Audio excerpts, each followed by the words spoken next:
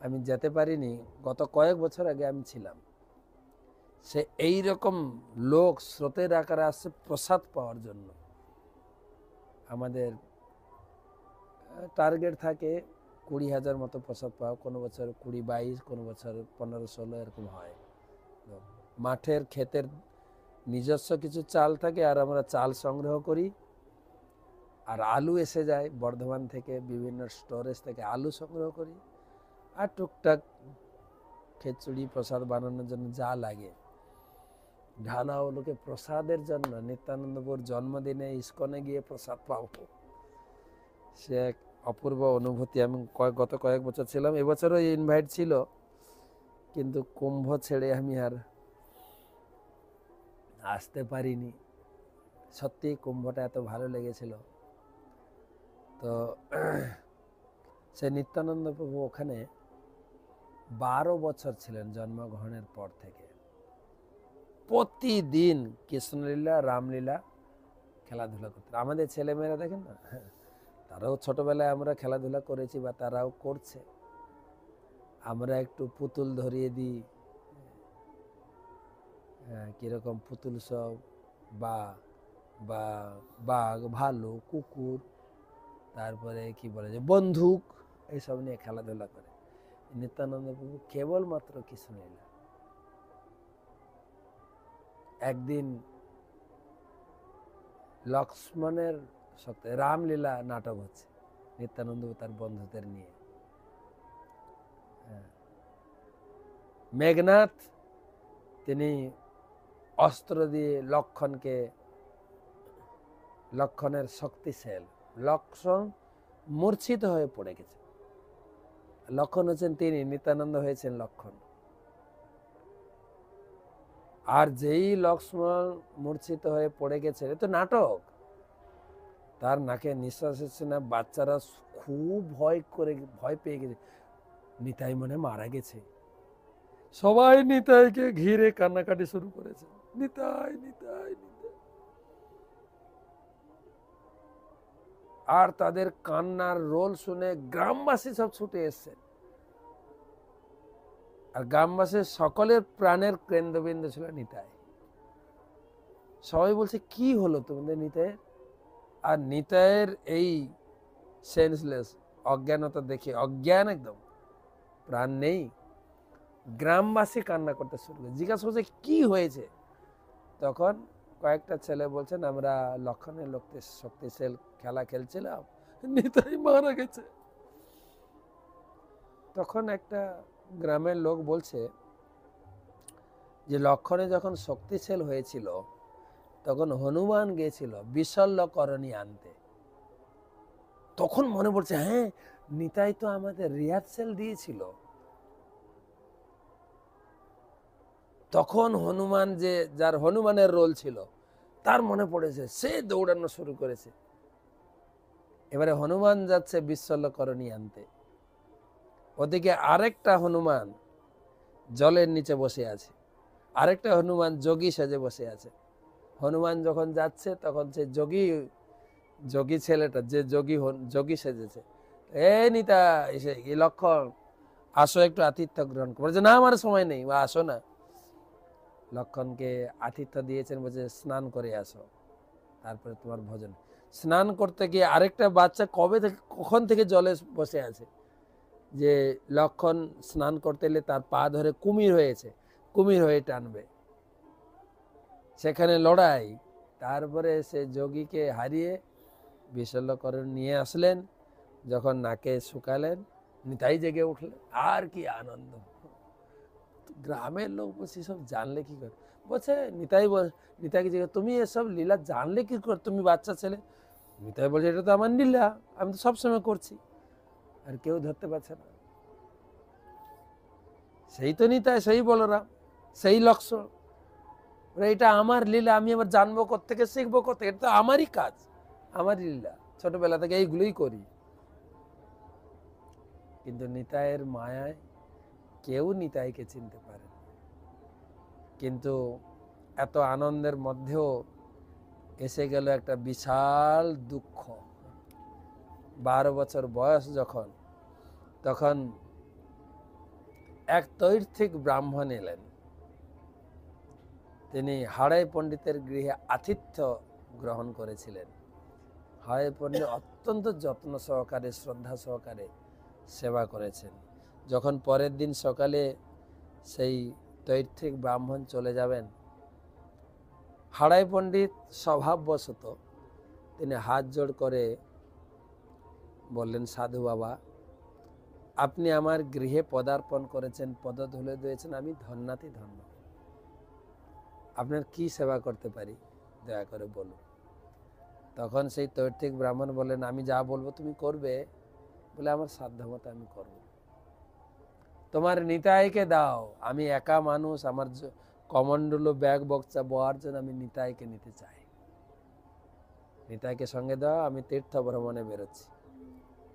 এইটা শুনেই তো হাড়াই পণ্ডিতের হৃদয় থেকে যেন হৃৎপিণ্ডটা ছিটকে বেরিয়ে গেছে।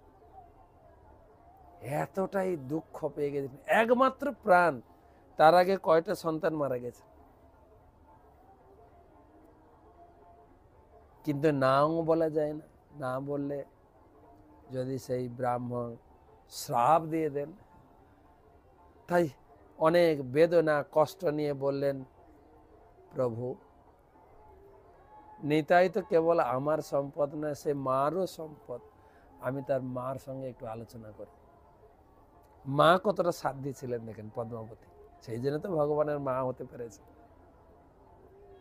মা বললেন, পতিদেব, হে পতিদেব, তোমার ইচ্ছাই আমার ইচ্ছা, তুমি যেটাই নির্ণয় নেবে আমি তাতে সহমত।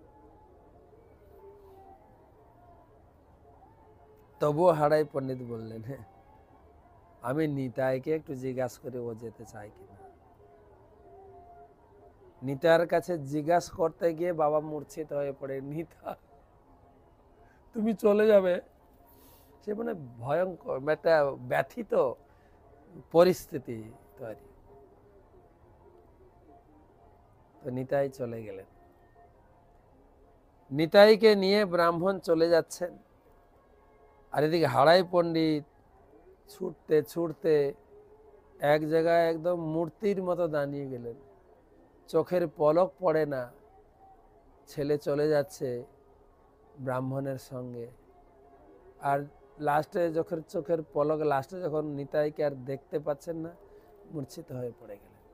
গ্রামবাসীর কান্নার রোল নিতাই গ্রামের সকলের হৃদয় কেড়ে নিয়ে চলে যাচ্ছে। নিতাই চলে গেলেন। 20 বছর তীর্থ ভ্রমণ করেছে। ভারতের যত তীর্থ, আমি শুনেছি প্রয়াগেও এসেছে, দক্ষিণ ভারত, উত্তর ভারত, পশ্চিম ভারত, সব তীর্থ ভ্রমণ। অনেক বড় কাহিনী, আপনারা চৈতন্য ভাগবত পড়বেন। যখন তিনি বৃন্দাবন ভ্রমণ করছিলেন, বৃন্দাবনের প্রত্যেকটি মন্দিরে গিয়ে দেখছেন কৃষ্ণ নেই, মন্দির খালি। ব্রাহ্মণ পণ্ডিত জিজ্ঞেস করেন, কৃষ্ণ কোথায়? ব্রাহ্মণ বা ব্রজবাসীরা বলছেন, কৃষ্ণ নবদ্বীপে চলে গেছে, কৃষ্ণ এখানে নেই। ঘুরতে ঘুরতে তিনি সুদামা গুম্ফাতে অপেক্ষা করছিলেন। জোর জোর করে ডাকছেন, সুদামা, সুদামা, সুদামা। সুদামা, আমাকে কে ডাকছে? গুম্ফা থেকে বেরিয়ে এসে বলছে, তুমি কে, আমাকে কে ডাকছো? বলছে, আমি বলরাম, তুমি চিনতে পারছো না? কেন, কলিযুগে তো নিতাই এসেন, কলিযুগে ছোট হয়ে গেছে, আর দাপর যুগের মানুষ খুব লম্বা।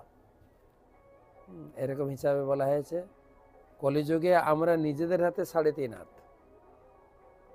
দাপর যুগে 7 হাত। তাহলে 7 হাত যখন লম্বা, হাতটাও লম্বা, তার হাতে 7 হাত, কত লম্বা। ত্রেতা যুগে 14 হাত, সত্য যুগে 21 হাত লম্বা ছিল মানুষ। তো বলছে, তুমি কে? বলছে, আমি বলাই, চিনতে পারছো না? তুমি বলাই? বলছে, হ্যাঁ, কানাই গেছে নবদ্বীপে, চলো আমরা সবাই গিয়ে ওখানে নাম প্রচার করি, তোমাকে নিতে এসছি। বলছে, না, আমি বিশ্বাস করি না তুমি বলাই। তো কি করলে বিশ্বাস করবে? না, আমরা যখন গোচারণে যেতাম, বলরামকে বলরামকে রানে মানে দৌড়াতে কেউ হারাতে পারতাম না। ও সবাইকে ধরে ফেলতো, আমরা ওকে ধরে পারতাম। তা আমি দৌড়াবো, তুমি যদি আমাকে ধরতে পারো তাহলে বলবো তুমি বলাই। ঠিক আছে, এবার সিধা দৌড়ানো শুরু করলেন, গোবর্ধন পরিক্রমা করা শুরু করলেন, দৌড়াচ্ছেন। সেই দাপর যুগের ছোটাছুটি দৌড়াদৌড়ির কাজ, দৌড়াচ্ছেন। নিতাই তাকে ধরে ফেললেন। বলছে, নিতাই তুমি এই শরীর কেন? বলছে, এখন কলিযুগ, তুমি এসছিলে, আমরা এসছিলাম দাপর যুগের খেলা শেষ, এখন কলিযুগে আমাদের নবদ্বীপে যেতে হবে নাম প্রচার করতে। সেই নিতাই এলেন অবিরাম ঠাকুর রূপে। অনেক বড় অবিরাম ঠাকুরের কাহিনী। তো নিতাই তিনি নবদ্বীপে আসলেন। নবদ্বীপে এসে নন্দন আচার্যর ভবনে বসলেন। মহাপ্রভু এদিকে বলছেন, আগের দিন কীর্তন করতে করতে যখন শ্রীবাস পণ্ডিতের ঘরে কীর্তন হচ্ছিল রাত্রে, মহাপ্রভু বলছেন, কালকে একজন মহান ব্যক্তির আগমন হবে, আমি স্বপ্নে দেখেছি, তালধ্বজ রথে তিনি এই নবদ্বীপে এসেছেন, তো তাকে তোমরা খুঁজে বের করো। সকালবেলা অদ্বৈত আচার্য প্রভু বা শ্রীবাস পণ্ডিত, গদাধর সবাই তন্ন তন্ন নবদ্বীপ চষে বেরিয়েছে, খুঁজে পায়। মহাপ্রভুকে এসে বলছেন, আমরা কাউকে খুঁজে, এইরকম ব্যক্তি খুঁজে খোঁজ পেলাম না। তো তখন মহাপ্রভু বলছেন, চলো আমার সঙ্গে চলো। মহাপ্রভু সংকীর্তন করতে করতে করতে, নন্দন আচার্য ভবনটা আমাদের ইস্কন মন্দিরের পাশেই আছে, তো সেখানে নন্দন আচার্যের ভবনে প্রবেশ করলেন। সেই প্রকাণ্ড দিব্য শরীর অবধূত বেশে তিনি ধ্যানস্থ হয়ে বসে আছেন। আর মহাপ্রভু কীর্তন করতে করতে সেখানে উপস্থিত হলেন। নিত্যানন্দ প্রভু মুদ্রিত আঁখি খুললেন, অপলক নয়নে মহাপ্রভুকে দেখছেন, মহাপ্রভু অপলক নয়নে নিতাইকে দেখছেন। দুজনের সেই মিলন, অপূর্ব কাহিনী চৈতন্য ভাগবতে বর্ণিত হয়েছে, পড়বেন। আর তাদের দুজনের প্রেম আলিঙ্গন, গড়াগড়ি, দুজনের চোখের জলে দুজনেই অভিষিক্ত। আর ভক্তদের কি আনন্দ আর কীর্তন। নিতাই চলে এলেন নবদ্বীপে, সেখান থেকে শুরু হলো নাম প্রচার। মহাপ্রভু যখন তিনি সন্ন্যাস গ্রহণ করে পুরী গেলেন, নিতাই সঙ্গে গেছিলেন। নিত্যানন্দ প্রভুকে আদেশ করলেন মহাপ্রভু, তুমি এখানে থেকো না, দেখো আমি বাংলায় জন্মগ্রহণ করলাম, বঙ্গভাষীদের কাছে আমি কৃষ্ণ নাম প্রচার করিনি। মহাপ্রভু ছোটবেলা থেকে বিদ্যা শিক্ষার ঔদ্ধত্য প্রকাশ করেছেন। তারপরে দীক্ষা নেওয়ার পরে তিনি নৈশ কীর্তন শ্রীবাস পণ্ডিতের ঘরে করেছেন, কিন্তু লোকাচারে এতটা প্রচার, কাজী উদ্ধারের জন্য কিছুটা হয়েছিল। তাও বলে, শোনো শোনো নিত্যানন্দ, শোনো হরিদাস, সর্বত্র আমার আজ্ঞা করহ প্রকাশ, প্রতি ঘরে ঘরে গিয়া কর এই ভিক্ষা, বল কৃষ্ণ ভজ কৃষ্ণ, কর কৃষ্ণ শিক্ষা। প্রতি বাড়ি বাড়ি গিয়ে বাংলায় কৃষ্ণ নাম প্রচার করো। তো মহাপ্রভুর সঙ্গ ছাড়া হয়ে গেলেন নিতাই।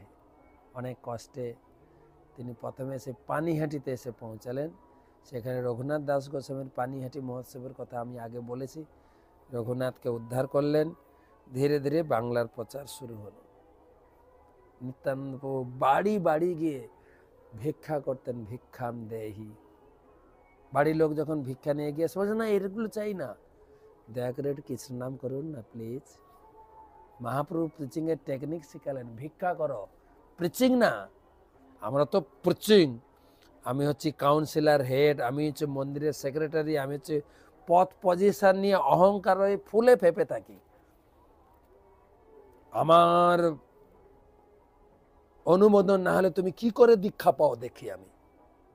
কত অহংকার, কত, তাতে ভক্তি হবে কি?